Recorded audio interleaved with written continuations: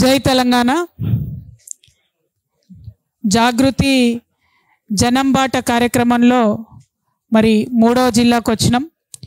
నిన్న కరీంనగర్ జిల్లాలో ఎంటర్ అయ్యి మరి కంటిన్యూస్గా నిన్నటి నుంచి ఇప్పటి వరకు ఇన్ఫ్యాక్ట్ ఈ ప్రెస్ మీట్ అయిపోయిన తర్వాత కూడా ఇంకా 7-8 కార్యక్రమాలు మిగిలి ఉన్నాయి.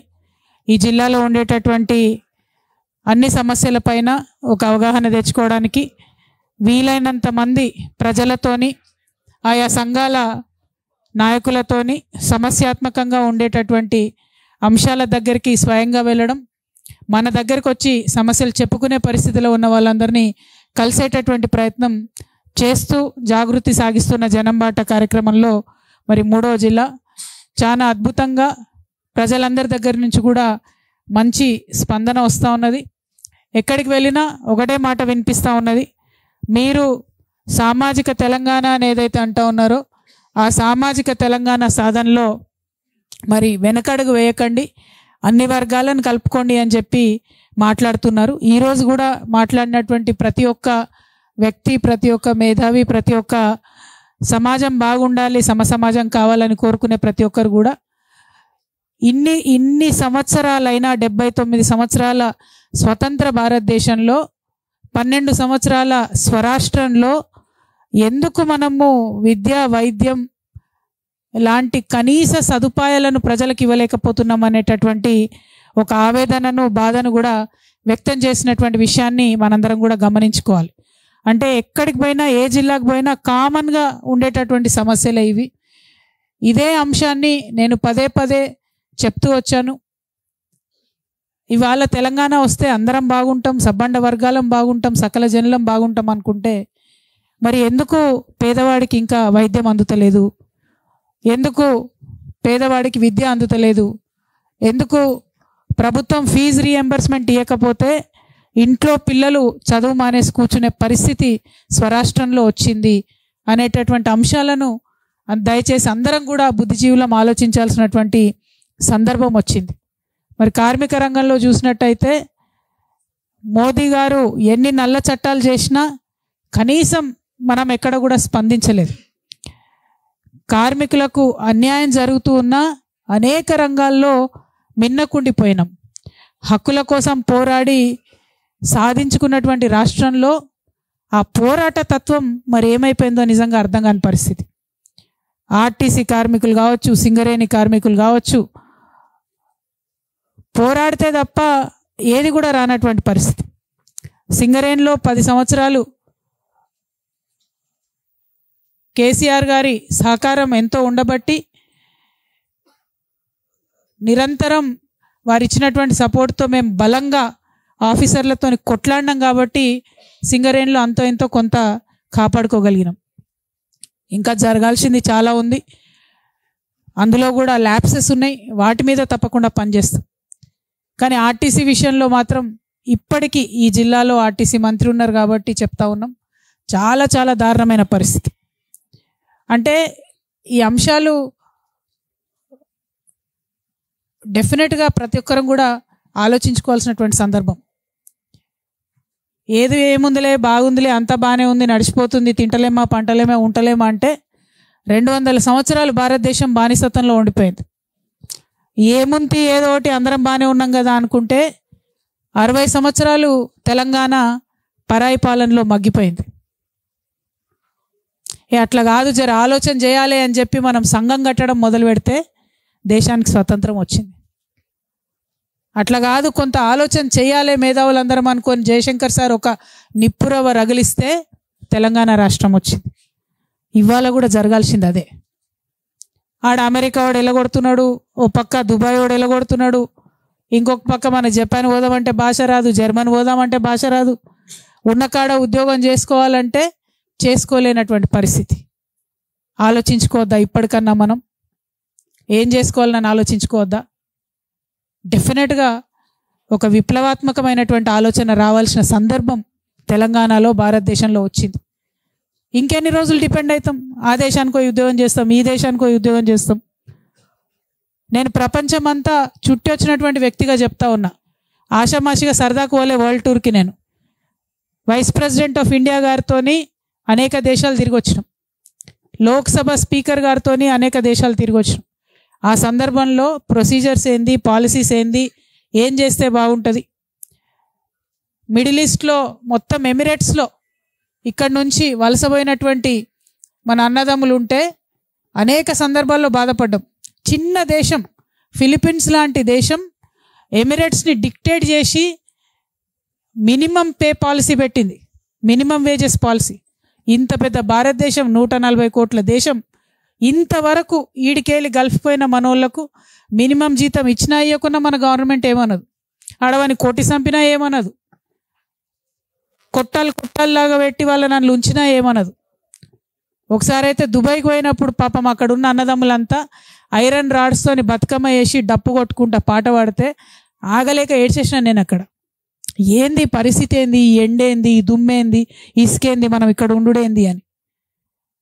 అంటే ఎంత కష్టం చూస్తే, ఎంత దుఃఖం చూస్తే, ఆ దుఃఖంలోంచి, ఆ తపనలోంచి ఉద్యమం చేసుకున్నాం మనం. తెలంగాణ ఉద్యమం మారాలనుకున్నాం.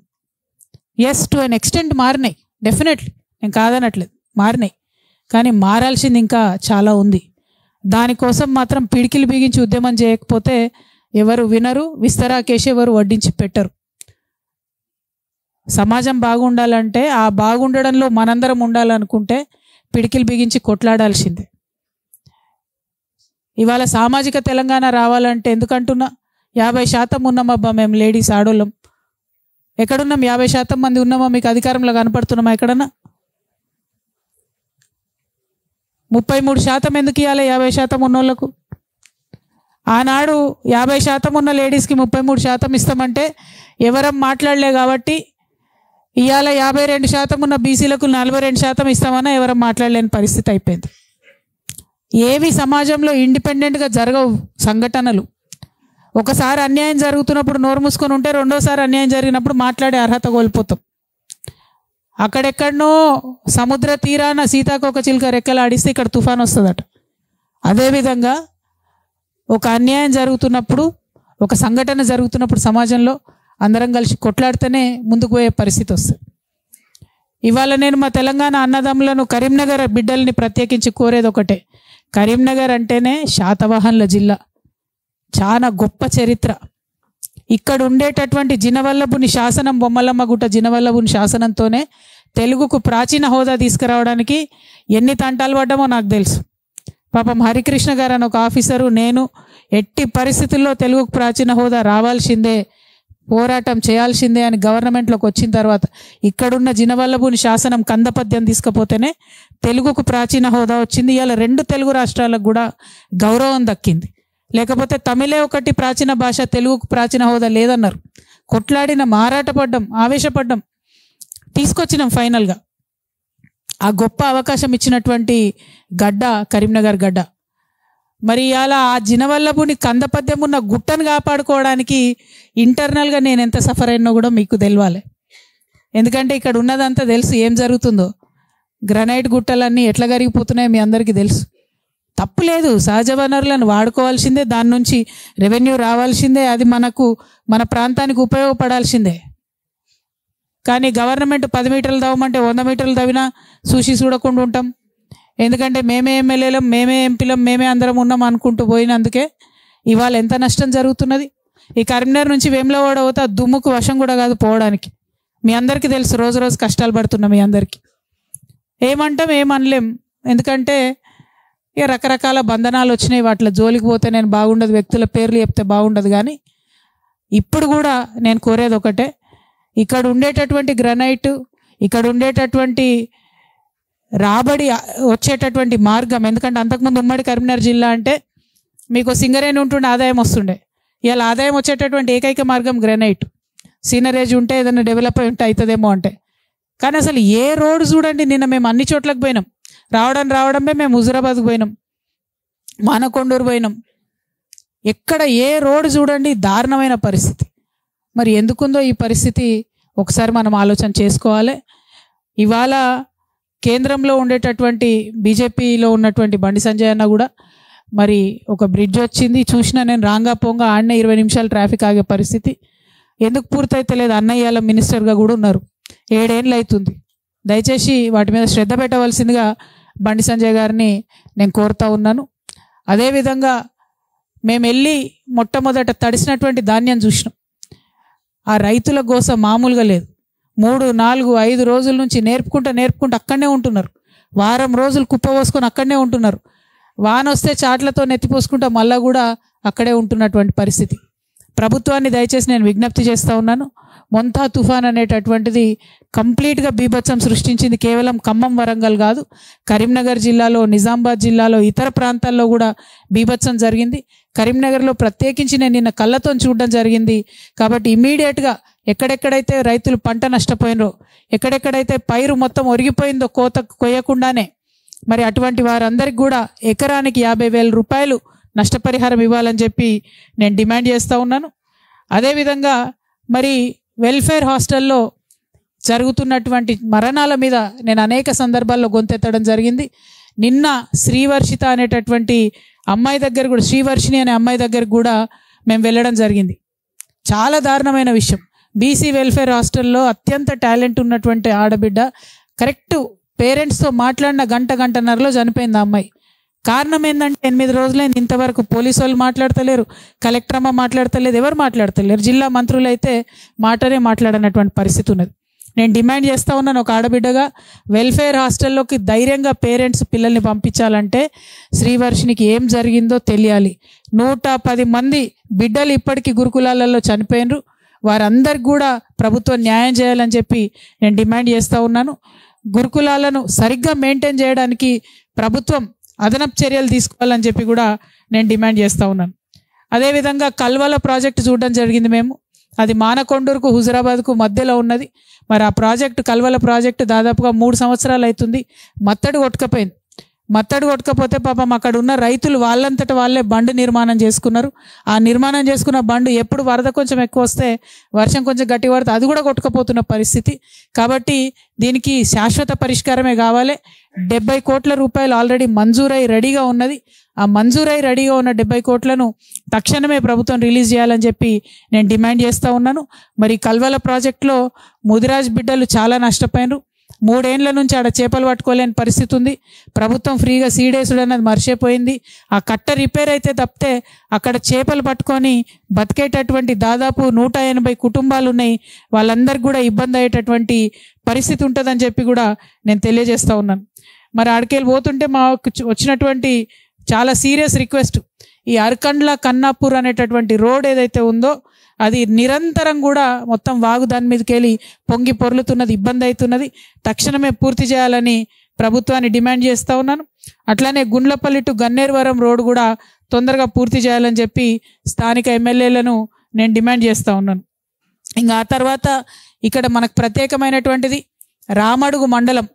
అది చాలా ప్రత్యేకతతో కూడుకున్నది. ఎందుకంటే మన రాష్ట్రం మొత్తంలో ఎక్కడన్నా పురాతన శిల్పశాస్త్రం తెలిసినటువంటి, శిల్పకళ వచ్చినటువంటి బిడ్డలు ఉన్నారంటే అక్కడ మాత్రమే.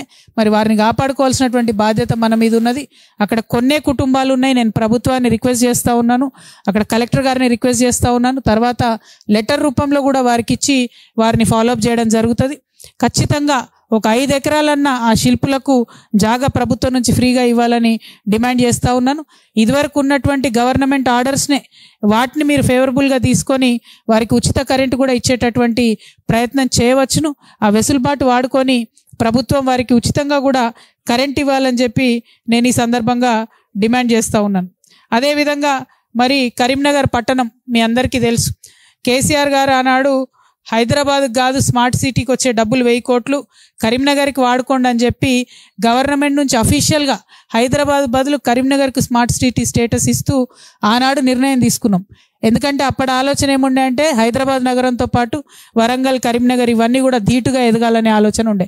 కానీ ఆ స్మార్ట్ సిటీ మాత్రం ఎక్కడా కూడా ఏమవుతున్నట్టు అనిపిస్తలేదు, కనబడతలేదు. ప్రధానంగా ఏ సిటీ అన్న స్మార్ట్ ఉండాలంటే ఏముండాలి? ముందు అండర్ గ్రౌండ్ డ్రైనేజ్ పనులు కావాలి. ఇవాళ ఏం జరుగుతున్నది? ఎక్కడికక్కడ డ్రైనేజ్ దాదాపుగా Kothirampur, Kottarampur, HB colony, housing board colony, Alkapuri colony, Laxminagar, Hanuman Nagar ఇక్కడ మొత్తం వచ్చేటటువంటి సీవరేజ్ని అంతా తీసుకుపోయి డైరెక్ట్గా మానేర్ రివర్లో డంప్ చేస్తున్నారు. అదేవిధంగా మల్కాపూర్, లక్ష్మీపూర్, రేకుర్తి, సీతారాంపూర్, అర్పపల్లి, తీగల గుట్టపల్లి, ఆరపల్లి, వల్లంపాడి ఇవన్నీ తీసుకుపోయి D94లో డంప్ చేస్తూ ఉన్నారు. అంటే పొలాలకు ఇచ్చేటటువంటి నీళ్ళల్లో ఒకటి మానేరువాగులో ఒకటి కాలువలో ఇస్తూ ఉన్నారు. డిమాండ్ చేస్తూ ఉన్నా, ఇక్కడ సంజయ్ అన్న గారు మంత్రిగా ఉన్నారు, ఆ స్మార్ట్ సిటీ ఏమవుతుంది, దాంట్లో భాగంగా మరి ఎందుకు అండర్ గ్రౌండ్ డ్రైనేజ్ పనిచేస్తలేదు, మరి భారతీయ జనతా పార్టీ ఓట్లు వేయించుకున్నాడైనా పనులేమైనా చేసుడు ఉన్నదా అని చెప్పి బండి సంజయ్ గారిని నేను ప్రశ్నిస్తూ ఉన్నాను. మరి ఎట్ ద సేమ్ టైం ఆ వంతెన కట్టిన మొత్తం తీగల వంతెన సేమ్ హైదరాబాద్లో ఉన్నట్టు అందరు ఫోటోలు దిగిండ్రు, సెల్ఫీలు దిగిండ్రు, పెట్టుకున్నారు. కానీ అక్కడికి యాక్చువల్గా పోయి చూస్తే ఆ వంతెనకు ఈ పెండింగ్ ఉన్న బ్రిడ్జ్కు మధ్యలో ఉన్న ఆటో నగర్లో ఇప్పటికి కూడా మరి పందులు తిరిగేటటువంటి పరిస్థితి కనబడుతుంది కరీంనగర్లో. అంటే మళ్ళీ పాత కరీంనగరే దర్శనం ఇస్తుంది తప్పితే స్మార్ట్ కరీంనగర్ అయితే నాకెక్కడ కనబడతలేదు. దీని మీద ప్రత్యేక దృష్టి పెట్టాలని చెప్పి నేను డిమాండ్ చేస్తూ ఉన్నా. మన జిల్లాకి అంటే కరీంనగర్ జిల్లాకి ఇప్పుడు శ్రీధర్ బాబు సార్ ఉన్నారు, ఐటీ మినిస్టర్ ఉన్నారు. ఇక్కడ ఆల్రెడీ ఐటీ టవర్ కట్టి ఉన్నాం. ఇప్పుడు అందులో 2-3 కంపెనీలకు మించి లేవు. ఇదివరకు వచ్చిన కంపెనీలన్నీ పారిపోయినాయి. వాటిని మేనేజ్మెంట్ చేసేటటువంటి పరిస్థితి లేదు. ఖచ్చితంగా శ్రీధర్ బాబు గారు శ్రద్ధ పెట్టాలి. ఐటీ టవర్ ఏదైతే ఉందో దాన్ని నింపాలి, కంపెనీలు తీసుకురావాలి, స్థానిక యువతి యువకులకు ఉద్యోగాలు ఇవ్వాలని చెప్పి నేను డిమాండ్ చేస్తూ ఉన్నాను. అట్లానే అడ్లూరు లక్ష్మణ్ గారు ఉన్నారు, వారి మంత్రివర్యులుగా ఉన్నారు. మరి మీ జిల్లాలోనే 3 దగ్గరలా శ్రీవర్షిని ఆత్మహత్య, ఇంకొక అబ్బాయి ఒక దగ్గర ఆత్మహత్య, ఇంకొక దగ్గర ఆడపిల్లల బాత్రూంలో సీసీ కెమెరాలు పెట్టినటువంటి పరిస్థితి. ఇన్ని ఇన్సిడెంట్స్ బీసీ వెల్ఫేర్లో జరుగుతుంటే అడ్లూరు లక్ష్మణ్ గారు కనీసం స్టేట్మెంట్ ఇవ్వకపోవడం అన్నది దారుణం అని చెప్పి నేను భావిస్తూ ఉన్నాను. అట్లానే పొన్నం ప్రభాకర్ గారు ఉన్నారు. ఆర్టీసీ కార్మికులను దాదాపు కాంగ్రెస్ గవర్నమెంట్ వచ్చిన తర్వాత 1100 మందిని చిన్న చిన్న కారణాలు చెప్పి తొలగించడం జరిగింది. వారందరినీ తిరిగి పనిలోకి తీసుకోవాలని చెప్పి నేను డిమాండ్ చేస్తున్నా. ఈ వెసులుబాటు ఇదివరకు కూడా ఉండే, ఆర్టీసీ జర స్ట్రిక్ట్ ఉంటుంది, ఫాస్ట్గా తీసేస్తారు. కానీ బీఆర్ఎస్ గవర్నమెంట్ ఉన్నప్పుడు వాళ్ళని జల్దీ వెనక్కి తీసుకునే వెసులుబాటు ఇచ్చినాం. ఇప్పుడు కాంగ్రెస్లో తీసేసుడే తప్ప వాపస్ తీసుకునే పరిస్థితి లేదు. ఇదివరకు బీఆర్ఎస్లో తీసిన 300 మంది అట్లనే మిగిలిపోయినారు. ఇంకొక 1100 మంది కాంగ్రెస్ వచ్చిన ఈ 2 సంవత్సరాల్లో వారిని తీసిండ్రు. అంటే 1300 మంది ఆర్టీసీ కార్మికులు అంటే డ్రైవర్లు, కండక్టర్లు రోడ్ల మీద పడ్డారు. వారిని వెనక్కి తీసుకోవాలని చెప్పి నేను డిమాండ్ చేస్తూ ఉన్నాను. ఇక ఏ పట్టణమైనా కూడా కనెక్టివిటీ బాగుంటే అంత డెవలప్ అవుతుందని చెప్పి మనందరికీ తెలుసు.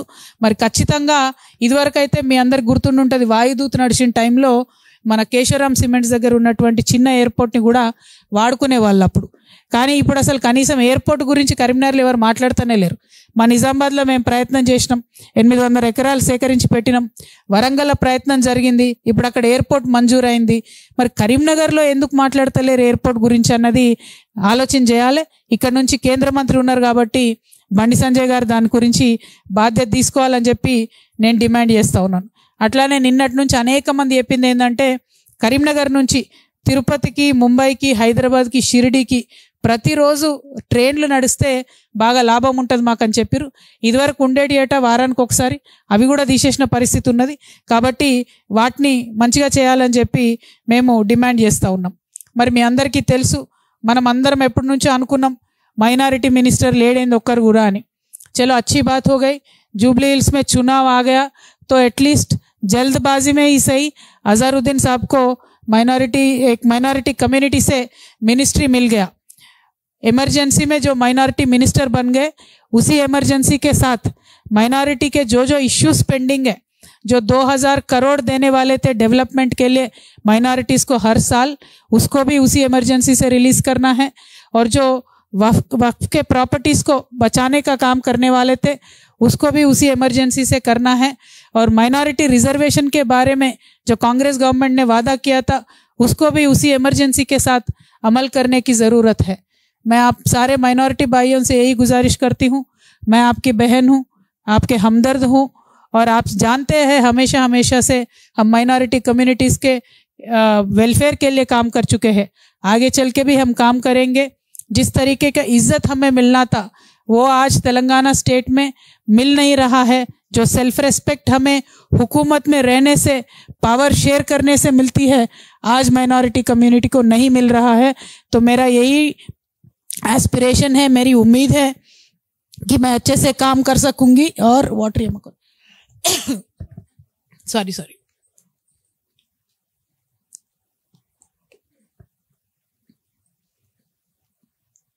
मेरी ये उम्मीद है कि मैं आगे चल के माइनॉरिटीज़ के पॉलिटिकल एम्पावरमेंट के लिए ढंग से काम कर पाऊंगी, इसीलिए आपके साथ चाहती हूँ।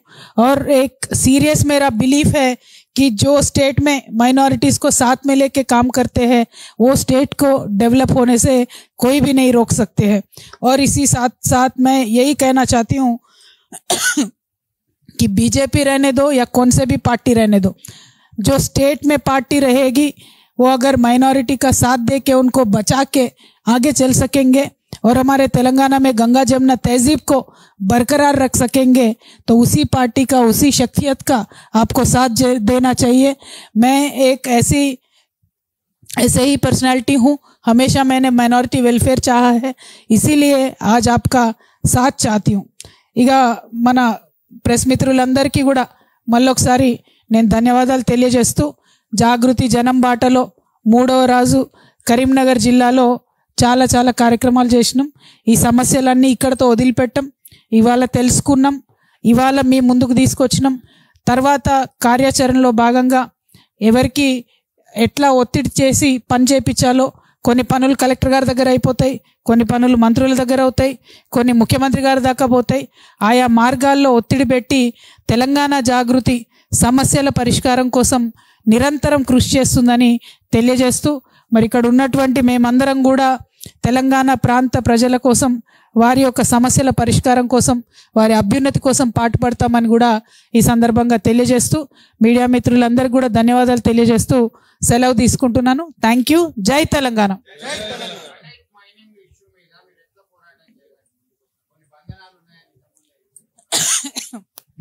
ఇప్పుడు నాకేం బంధనాలు లేవు, నేను ఫ్రీ బర్డ్ కదన్నా, ఇప్పుడు నాకేం బంధనాలు లేవు. అంటే పర్టికులర్గా గ్రనైట్ మాఫియాకి సంబంధించి మీ అందరికీ తెలుసు, గ్రనైట్ వాడాల్సిందే, తీయాల్సిందే, ఎందుకంటే అది సహజంగా నేచర్ ఇచ్చిన గిఫ్ట్, దానివల్ల డెవలప్ చేయొచ్చు. కానీ దారుణమైనటువంటి వైలేషన్స్ జరిగినాయి, అవన్నీ కూడా చూసి చూడనట్టుగా పోయినాం. ఆ సందర్భంలో మరి బీజేపీ నుండి కూడా చాలా ఆరోపణలు వచ్చినాయి. ఫైన్లు కట్టాలి, కొంతమంది కడతలేరని ఆరోపణలు చేసిర్రు. తర్వాత ఎందుకో ఏమో తెలియదు కానీ అందరు సైలెంట్ అయిపోయారు మళ్ళీ. సో ఉద్యమాలు చేసిన కొంతమందిని జైళ్ళల్లో వేసి కూడా హింసించిన సంగతులు కూడా మీ అందరికీ తెలిసే ఉంటాయి. సో గ్రనైట్ మీద పోరాటం అనేటటువంటిది, మన వనరుల మీద పరిరక్షణ కోసం పోరాటం అనేటటువంటిది, మన పర్యావరణ పరిరక్షణ మీద పోరాటం అనేటటువంటిది జాగృతి ఒక ప్రయారిటీ అంశంగా తీసుకుంటుంది. ఖచ్చితంగా ఎప్పటికప్పుడు మేము వాటిని ఎండగడుతూ ఉంటాం, వాటిని అరికట్టడానికి కూడా డెఫినెట్గా ప్రయత్నం చేస్తాం. మీ అందరికీ తెలుసు, మామూలుగా అయితే చూస్తే బోర్డు మీద బంద్ వేసినట్టే ఉంటుంది, కానీ లోపల నడుస్తూనే ఉంటుంది మళ్ళీ. సో అవి మరి ఎట్లా ఆపాలి అనేటటువంటిది మీలాంటి వాళ్ళందరి మద్దతు ఉంటేనే ఆపడం జరుగుతుంది. అల్టిమేట్గా మన తెలంగాణ, మన కరీంనగర్ కాపాడుకుంటే పర్యావరణం మనకే బాగుంటుంది. ఎంత లోతుంది రాయి అంత లోతు నేను తవ్వుతా అంటే మొత్తం వాటర్ టేబుల్ డిస్టర్బ్ అవుతుంది. గవర్నమెంట్ ఎంతవరకు చెప్పిందో అంతవరకు చేస్తే మాత్రం బాగుంటుంది. దానికోసం మేము కట్టుబడి ఉన్నాం.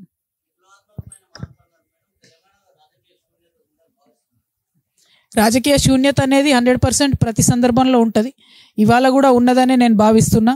ఇవాళ ఇక్కడ మాట్లాడినటువంటి అనేక మంది ప్రతి జిల్లాలో కూడా అదే విధంగా మాట్లాడుతూ అటువంటి ఒపీనియన్సే వస్తూ ఉన్నాయి. ఎందుకంటే కొన్ని పార్టీలను నమ్ముకొని మేము దగాపడి ఉన్నాం, మాకు జరగాల్సిన న్యాయం జరగలేదు, మా ప్రాంతానికి దక్కాల్సినటువంటి వనరులు దక్కలేదు, రావాల్సినటువంటి గౌరవం లభించలేదు, ఇట్లా అనేకమైనటువంటి అంశాల మీద కూడా వ్యక్తం చేస్తూ ఉన్నారు. రాజకీయ శూన్యత ఉందా లేదా అన్నది ఒక పక్క అయితే, ప్రజా సమస్యల పరిష్కారం కోసం మాట్లాడే గొంతుకలు ఉన్నాయా లేవా అనేటటువంటిది పెద్ద ప్రశ్న. ఆ గొంతుకగా మేము మారదలుచుకున్నాం, ప్రజల గొంతుకగా మారదలుచుకున్నాం, అదే పని చేస్తూ ముందుకెళ్తాం.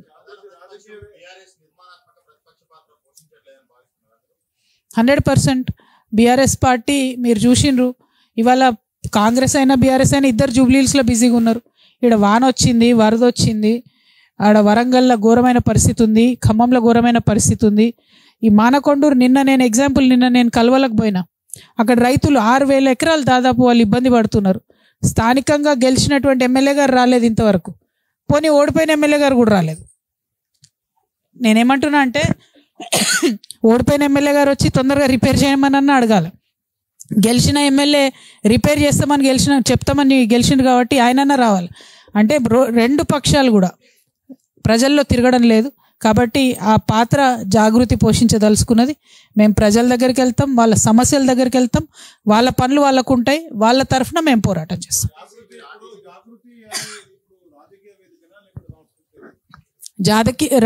జాగృతి ఎప్పుడైనా రాజకీయ వేదికనే కదన్న. మేము తెలంగాణ ఉద్యమంలో మేము బతుకమ్మలే కాదు, బతుకమ్మలు ఆడడమే కాదు, బాంబులు కూడా వేస్తామని చెప్పినాం. ఏం సాంస్కృతిక వేదికగా లేం. మేము ఎప్పుడైనా రాజకీయాలే మాట్లాడినాం.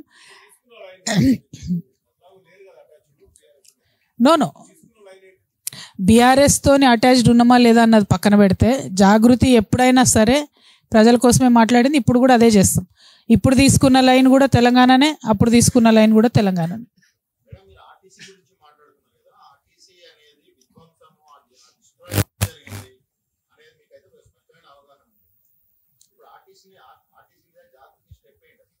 అంటే ప్రధానంగా ఒకటండి, ఆర్టీసీ కార్మికులు కావచ్చు, సింగరేణి కార్మికులు కావచ్చు, అసలు ఓవరాల్గా కార్మికుల హక్కులు కాలరాసేటటువంటి ప్రయత్నం ఈ మోదీ గవర్నమెంట్ వచ్చినప్పటి నుంచి నిరంతరం జరుగుతుంది. దానిని చేయాల్సినంత ఫైట్ అయితే బీఆర్ఎస్ కూడా చేయలేదు, కాంగ్రెస్ కూడా చేయలేదు. అసలు ఇంతవరకు రాహుల్ గాంధీ గారు లేబర్ చట్టాల మీద ఎక్కడైనా మాట్లాడినరా చూడండి మీరు. ఆయన రైతులకు సంబంధించిన చట్టాల మీద మాట్లాడింది. ఇప్పుడు కొత్తగా ఓటు చోరీ మీద మాట్లాడుతున్నారు. అన్ని లేబర్ కోడ్లు తీసి 3 కోడ్లు వేసిరండి. ఎంత దారుణంగా ఉన్నాయి లేబర్ కోడ్స్ అంటే. నేను చాలా దగ్గరగా కార్మిక వర్గాలతో పనిచేస్తాను కాబట్టి దానివల్ల జరిగే నష్టం ఏందన్నది అర్థమవుతుంది. 20 మంది ఉన్న ఫ్యాక్టరీకి ఇప్పుడైతే రెగ్యులేషనే లేదు. 20 మంది అక్కడ లేడీస్ పనిచేస్తే కనీసం ఒక సింగిల్ బాత్రూమ్ లేకున్నా కూడా మనలాంటి విలేకరులమో రాజకీయ నాయకులమో ఎవరైనా పోయి అడుగుదామంటే కూడా అడిగే పరిస్థితి లేదు. ఎందుకంటే హక్కే లేదు, తీసేసిరు. అయినా కూడా ప్రధాన స్రవంతి పార్టీలు ఎవరం కూడా మాట్లాడలేదు. అందులో నేను కూడా ఉన్నా, ఎవరం కూడా మాట్లాడలేదు. అక్కడక్కడ మేము మాట్లాడేటట్టు మాట్లాడడం కానీ ఆ వాయిస్ బయటికి రాలేదు, ఉద్యమం జరగలేదు, అవి మారలేదు. రైతు చట్టాలు ఎట్లయితే మారినాయి ఉద్యమాలతోని, కార్మిక చట్టాలు మాత్రం మారలేదు. ఇక సిపిఐ సిపిఎం పార్టీలు వాళ్ళు అప్పుడప్పుడు చేసినంత చేసిరు, వాళ్ళ కాలేదు. దేశవ్యాప్తంగా బంద్ చేసినా కూడా మార్పు అయితే రాలేదు. సో వీటి మీద ఆర్టీసీ అయినా ఏదైనా తప్పు ఎవరిది ఉన్నా సఫర్ అవుతున్నది మాత్రం కార్మికులు. వాళ్ళకైతే పరిష్కారం రావాలి, దానికోసం ప్రయత్నం చేస్తాం.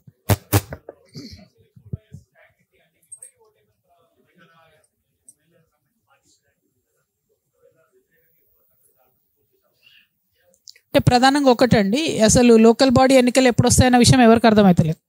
వచ్చినప్పుడు తప్పకుండా జాగృతి ఏదైనా నిర్ణయం తీసుకుంటే ప్రకటిస్తాం. మీరు అన్నట్టు ఫిరాయింపు ఎమ్మెల్యేలను ఇప్పుడే ఇంకా మేము చెప్పలేం, ఇంకా 2 నెలల సమయం కావాలని నిన్ననే స్పీకర్ గారు కూడా సుప్రీంకోర్టులో మళ్ళీ అప్పీల్ చేసినారు. అంటే సాగదీసేటటువంటి ప్రయత్నమే ప్రభుత్వం చేస్తుంది తప్పితే మరి వాళ్ళను కంప్లీట్గా రెసిగ్నేషన్ చేయించి కాంగ్రెస్లోకి తీసుకుందామనే ప్రయత్నం కూడా చేయడం లేదు. జూబ్లీహిల్స్ ఎన్నికల్లో మాకు సంబంధం లేదు. జూబ్లీహిల్స్ ఎన్నికల్లో జాగృతి ఎటువంటి స్టాండ్ కూడా తీసుకోవడం లేదు. ఎందుకంటే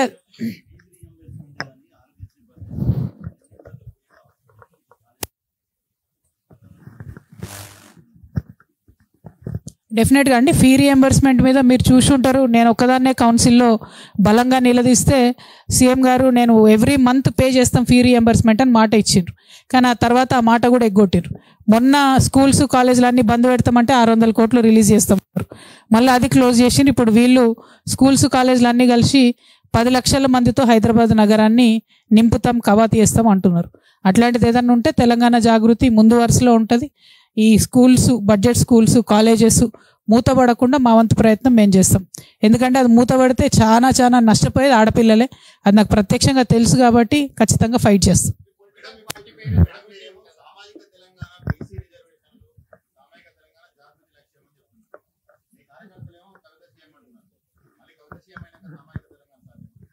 ఇప్పుడు 23 మంది సీఎంలు అయినరా ఆంధ్రప్రదేశ్ రాష్ట్రానికి. ఒక్క మహిళ సీఎం కాలే, ఒక్క బీసీ సీఎం కాలే, ఒక ఎస్సీ సీఎం కాలే. సామాజిక న్యాయం అనేది నేను అడిగేది ఒకటే, ఎవరెవరికైతే అవకాశాలు రాలేదో అందరికీ రావాలి 100%. ఈడ ఇప్పుడు ఎలక్షన్ ఏడొచ్చా నేను నీ లొల్లిపడగాను, మా వాళ్ళు ఏదో ప్రేమతో అంటారు.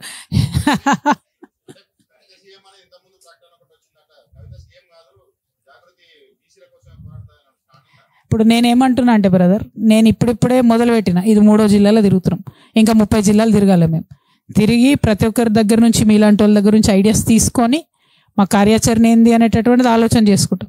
మాకు ఒకసారితో క్లారిటీ రాకపోతే 2 సార్లు తిరుగుతాం తెలంగాణలో. పాయింట్ ఏంటంటే పర్మనెంట్ సొల్యూషన్ వెతకాలి, అంతేగాని హడావుడు పడిపోయి రేపు పొద్దున్న కల్లా ప్రకటన చేసి ఎల్లుండి వెనక్కి తీసుకొని అటువంటి ఆలోచన లేదు. సో చాలా సీరియస్గా అదే ఏం చేయాలి భయ్, అది కాంగ్రెస్ పార్టీ మార్కు రాజకీయం. అది నేను సింపుల్ కదా, దానిలో ఏముందంటే నేను లోకల్ బాడీ ఎమ్మెల్సీని, నా రాజీనామా యాక్సెప్ట్ చేస్తే లోకల్ బాడీ ఎన్నికలు ఎప్పుడు పెడతారో వాళ్ళకే తెలుస్తలేవు. 6 నెలల లోపల కొత్త వాళ్ళని తీసుకురావాలి ఎమ్మెల్సీని. సో అందుకని ఆపుతున్నారేమో నేను అనుకుంటున్నా. రేపు మాత్రం మళ్ళీ ఒకసారి స్పీకర్ గారికి లెటర్ రాస్తా. మేము స్పీకర్ గారు చైర్మన్ గారితో 2 times మాట్లాడినా నేను రాజీనామా చేసినాక. లేదు ఆలోచించండి అన్నారు. అంటే మళ్ళీ ఒకసారి ఫోన్ చేసి ఆలోచించుకున్నా సార్, రాజీనామా చేద్దామని ఫిక్స్ అయినా, దయచేసి యాక్సెప్ట్ చేయండి అని కూడా చెప్పిన. ఆ తర్వాత కూడా వారు ఆమోదించలేదు. వారు నాతో మాట్లాడకుండా చిట్ చాట్లో మాట్లాడుతున్నారు. సో నేను రేపో ఎల్లుండో డైరెక్ట్గా వారితో మాట్లాడదలుచుకున్నాను.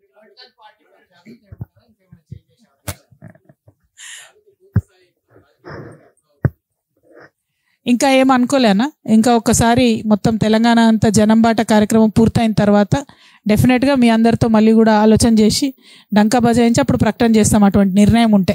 థ్యాంక్ యూ అన్న. మా మాజీ సహచరుల బీఆర్ఎస్ వాళ్ళని ఫస్ట్లో అట్లే అంటారు. ఫస్ట్ కేసీఆర్ సార్ పార్టీ పెట్టినప్పుడు కూడా అందరు అదే అన్నారు. వీళ్ళ బాణం అని వాళ్ళు అంటారు, వాళ్ళ బాణం అని వీళ్ళు అంటారు. అవన్నీ నడుస్తూనే ఉంటాయి. మేము వేళ్ళు అనుకునేదాకా ఈ విమర్శలు వస్తుంటాయి. నేను తెలంగాణ ప్రజల బాణం అన్నాను, అదేముంటుంది నా సింపుల్ లాజిక్ అది. థ్యాంక్ యూ అన్న, థ్యాంక్ యూ. జై తెలంగాణ.